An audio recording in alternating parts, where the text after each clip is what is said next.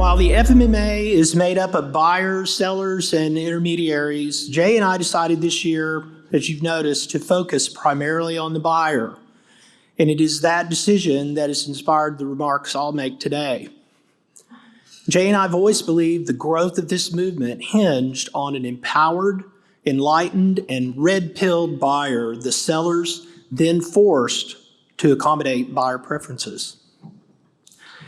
In spite of the claims of the woke left, a failure of the free market is not to blame for the disaster known as the American healthcare system.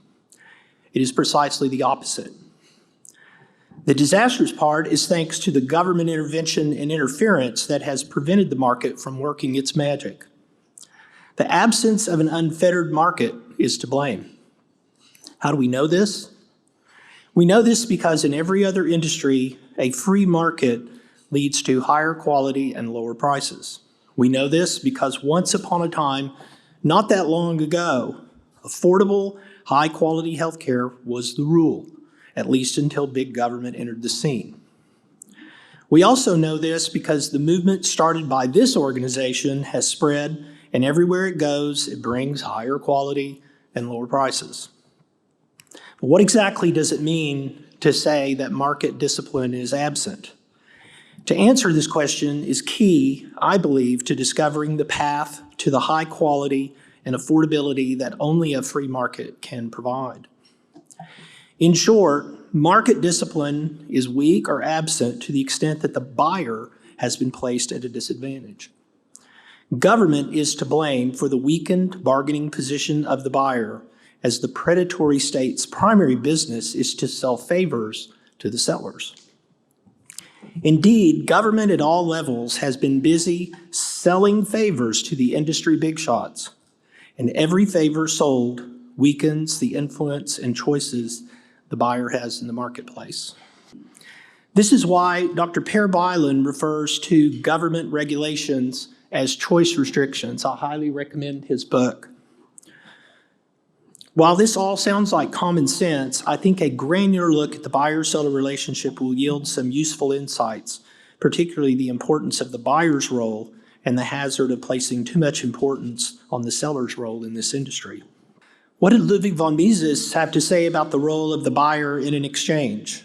From his brilliant book entitled Bureaucracy, he said, "The capitalists, the enterprisers, and the farmers are instrumental in the conduct of economic affairs. They are at the helm and steer the ship, but they are not free to shape its course. They are not supreme. They are steersmen only, bound to obey unconditionally the captain's orders. The captain is the consumer." Mises went on to say, "The real bosses are the consumers, and by their buying and by their abstention from buying, decide who should own the capital and run the plants. Consumers determine what should be produced and in what quantity and quality. Their attitudes result in either profit or in loss for the enterpriser. Consumers make poor men rich and rich men poor. They also are no easy bosses. They are full of whims and fancies, changeable and unpredictable. They do not care a whit for past merit. As soon as something is offered to them that they like better or cheaper, they deserve their old purveyors." That's what Mises had to say. This, of course, is what the cartel has worked so hard to change. Without question, hospitals and their industry pals have bribed legislators and bureaucrats to avoid the same competitive market discipline that made the economic miracle of this country the envy of the world. For this reason, we must always focus on the consumer's interests and completely discount any poor-mouthing claims of the sellers, claims which give cover to the dysfunctional arrangement that we all now endure. Let's go back even further and see what Frederick Bastiat had to say about giving the seller the advantage over the buyer in his famous Petition of the Candlemakers, written in 1845 and a masterpiece of satire. Here is an excerpt. Next slide. "We are suffering from the intolerable competition of a foreign rival, placed, it would seem, in a condition so far superior to ours for the production of light that he absolutely inundates our national market with it at a price fabulously reduced. The moment he shows himself, our trade leaves us. All consumers apply to him, and a branch of native industry having countless ramifications is all at once rendered completely stagnant. This rival, who is none other than the sun, wages war mercilessly against us. Well, he goes on, what we pray for is that it may please you to pass a law ordering the shutting up of all windows, skylights, dormers, windows, outside and inside shutters, curtains, blinds, bullseyes. In a word, all openings, holes, chinks, clefts, fissures, by or through which the sun has been in use to enter houses, to the prejudice of the meritorious manufacturers with which we flatter ourselves that we've accommodated our country, a country that in gratitude not ought to abandon us now that the strife is so unequal. Mises and Bastiat knew full well what would happen if the buyer was placed at a disadvantage, whatever excuse the sellers produced. Before I continue, we should distinguish between mutually beneficial exchange and, as Jeff Dice mentioned yesterday, zero-sum or leveraged exchange. Always remember the buyer and the seller never voluntarily come together to exchange unless it is to both of their advantages. The seller of the milk values $3 more than the milk, and the buyer values the milk more than his $3. Both parties emerge from the transaction improved from their prior position. A zero-sum exchange, in contrast, and as Jeff mentioned yesterday, is one where the party wins at the other's expense. In this type of exchange, the buyer or the seller is victimized by the other party. This is the business model of government, and this is the business model of the medical cronies they enable. Think predator and prey. Think of yourself as clean sheets and the cronies as Amber Heard.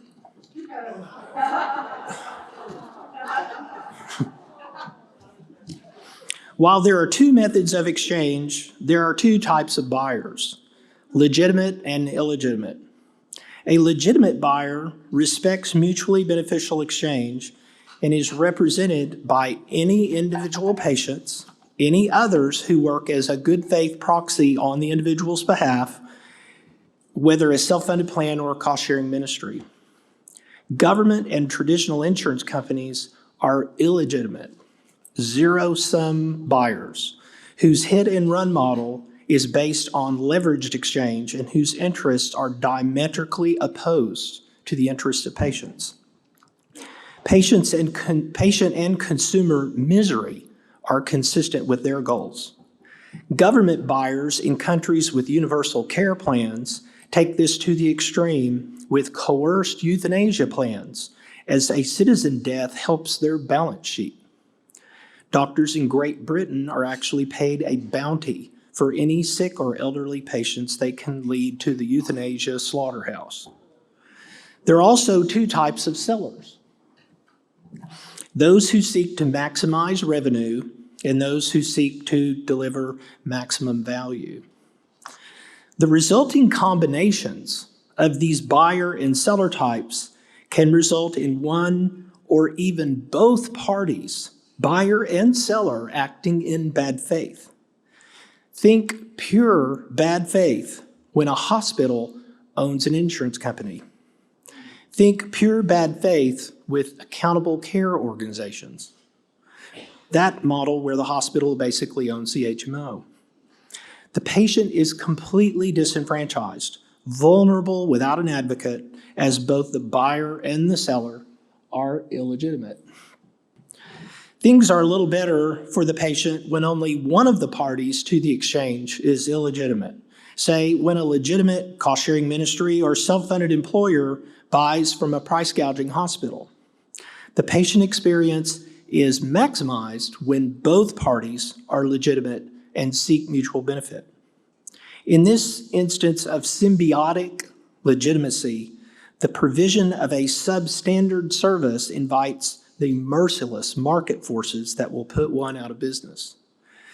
The quality question is therefore solved when both buyer and seller are legitimate.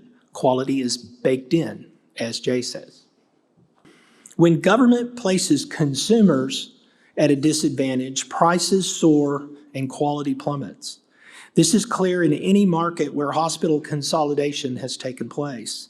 It became crystal clear when the number of insurance companies was intentionally downsized by the Unaffordable Care Act's medical loss ratio.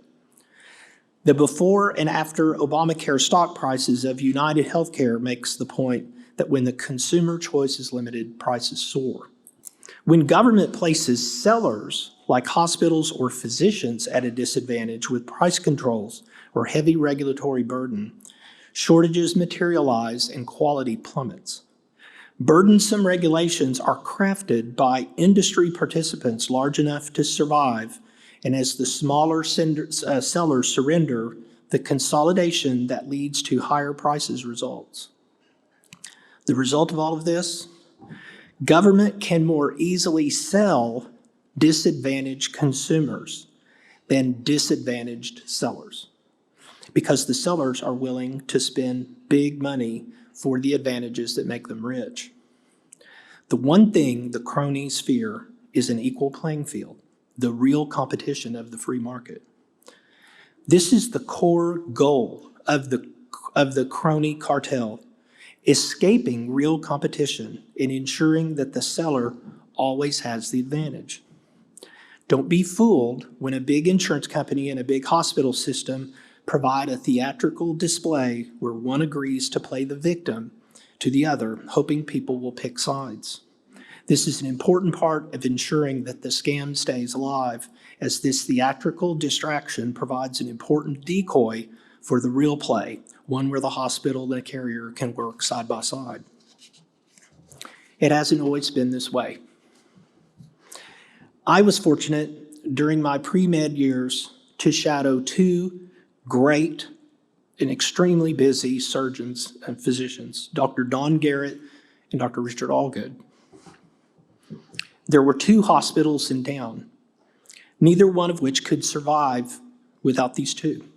Dr. Garrett and Allgood never hesitated to move patients from one hospital to the other if one hospital failed to provide what their patients needed.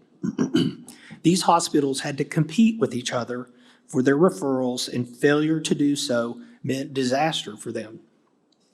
The hospitals were accountable to all of the referring physicians, essentially the proxy buyers for their patients. I should point out that the better the physician's reputation, the busier they were, and therefore the hospital that couldn't cater to the great doctors was punished even more severely. This was a quality control measure that's largely absent today. This was the case all over the country.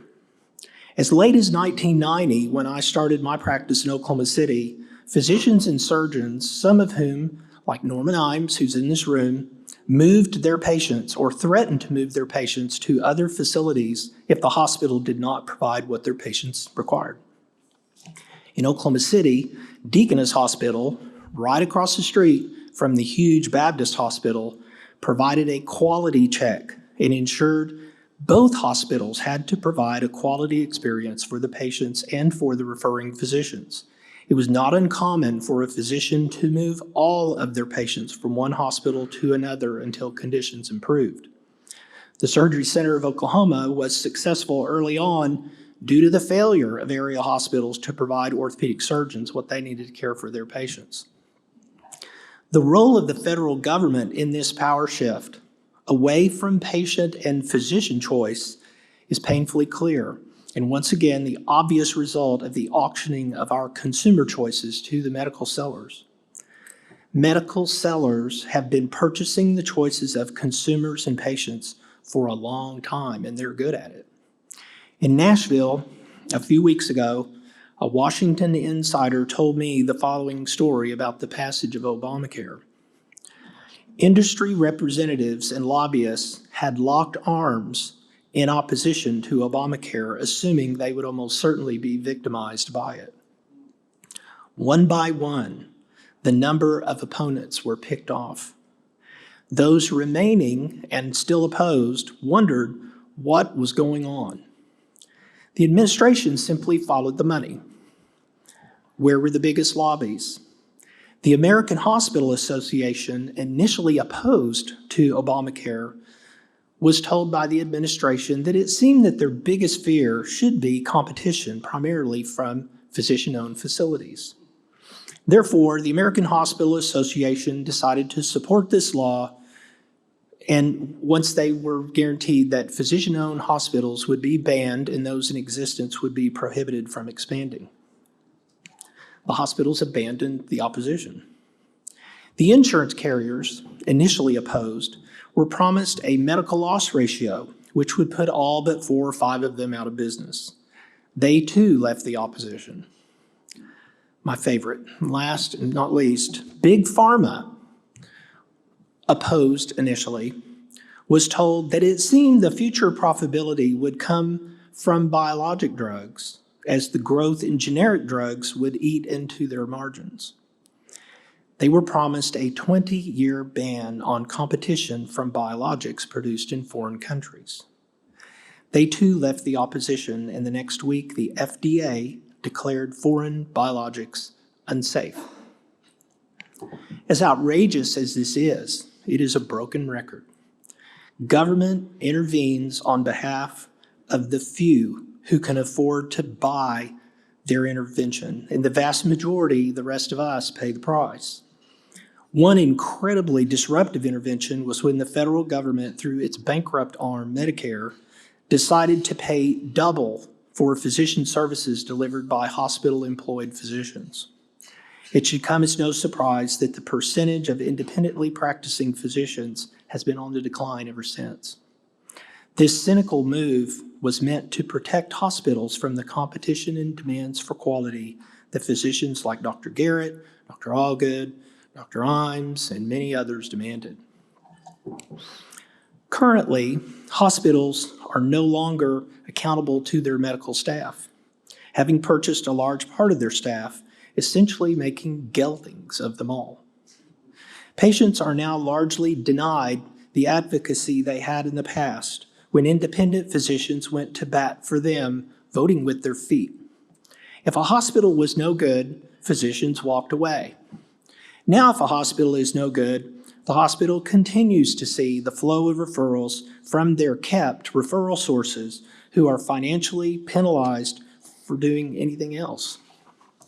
Whose bread I eat, his song I must sing. When someone asks me how I know free market facilities and physicians can provide quality, I tell them that referrals in a free market are not guaranteed. Buyers can walk away. I would argue that the quality of care delivered by a medical facility which is directly related to the extent to which that facility is accountable to their medical staff. What percentage of your medical staff is employed should be a question those attempting to measure quality should ask. To be clear, hospitals with an employed staff do not have to be any good at all to retain business, a result of the corporate rather than physician control of patient care. Clearly, the root cause has been a shift in the balance of power where the medical seller, the hospital, has gained the upper hand over the patient and their advocate. This shift in power to the seller, in most cases the hospital, has become the new normal and so ingrained in the industry that those who provide more efficient, cheaper, and better services are paradoxically criticized rather than applauded, as these fragile hospital systems might not survive a challenge to the fortress they've built. Not only has the balance of power been shifted, any challenge to this balance meets a swift and brutal response, usually on fairness and social grounds. When the late Tom Coburn, one of the Surgery Center of Oklahoma's greatest offenders, was told by a hospital executive that it wasn't fair to compare his hospital to the Surgery Center of Oklahoma, Coburn said, "You're right, they pay tax."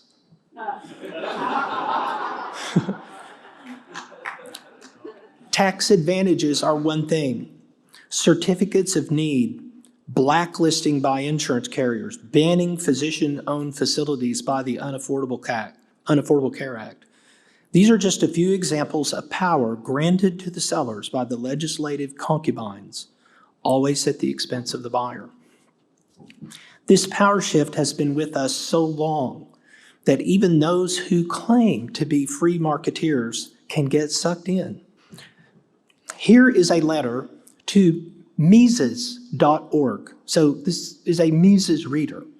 It is in response to an article about a patient experience at our facility. The article was a tribute to the success of our facility, and this response to it is a tribute to the success of the hospital's poor mouthing strategy. Interesting article, but such a simple example of surgeries that were predictable and went as planned. Medical care can be much more complicated. Sometimes a surgeon finds the surgery is much more difficult than expected once it has begun. Complications after surgery can extend a hospital stay or send a patient back into the hospital, as happened to my husband. Next slide. People recover at different rates that probably can't be predicted. My neurology surgery years ago was delayed 6 hours because the surgery before me turned out to be much harder than expected. If you get regular checkups, there's no way to anticipate what lab work the doc may want and where that might lead, all affecting cost. The poor hospital suffering with so much uncertainty. The author of this letter is not unique, having succumbed to the supposed plight of the seller discounting the buyer's role. In what other industry are the problems of the seller the buyer's problem? That is maybe the greatest quote ever in this movement. How is it that craftsmen and others in the market provide quotes with the uncertainty that they face? Many years ago, I solicited a bid from a carpenter to build a deck in my backyard. He made some measurements, asked what type of wood I had in mind, and gave me a bid. He encountered some difficulty setting his posts due to a rock formation not far under the surface. But this wasn't his first rodeo, and he had made an allowance for this. Difficulties that he had encountered in the past were baked into his margin. If these difficulties didn't materialize, he was more profitable. If they did, he had made an allowance. A margin based on the idea of a bell curve is not that difficult and is exactly how our prices are constructed at Surgery Center of Oklahoma. Why are hospitals exempt from this discipline? Why is the uncertainty every other industry must endure intolerable in the medical industry? Or to the point of our message today, why are the difficulties of the seller of any interest at all to the buyer or the public at large? How can this ever change? This will change when the medical buyer, like every other consumer, lays true claim to his proper place and votes with his feet when treated with contempt. Hospital executives don't worry about buyers with choices. They can't fathom the idea that there is any such thing as a choice in an industry devoted to limiting choice.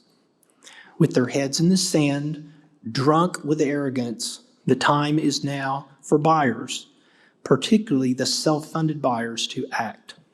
They can begin by understanding and embracing their rightful place, and therefore the power they wield, and then act with confidence. As Matt Ort has said, quit feeding the beast and demand that sellers accommodate your preferences. As the awareness of our free market movement spreads, the shift in power to the consumer is inevitable, a shift that's already increasingly visible. The eternal challenge of government has been the subjugation of the many by the few. For if the few awaken to government's countless scams, the mass of people will become unmanageable and ungovernable. They will revolt. The challenge of the medical industry and its complex has also been the subjugation of the many by the few. The healthcare system in this country is not a disaster for everyone, after all. It is an orgy of robbery of the many by the few.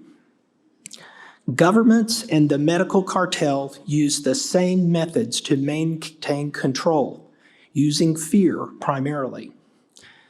Fear, along with the purposeful placement of the seller at an advantage and therefore placing the consumer and patient at a disadvantage, has kept the masses from rising up until now. The revolution has begun. The traditional mold is crumbling. The alternative healthcare nation is within view. The time for the confident medical consumer has arrived, and the time has also arrived for price gougers and the rest of the bandits to fear a discriminating buyer and recognize, as Mises said, the customer as captain. Thank you.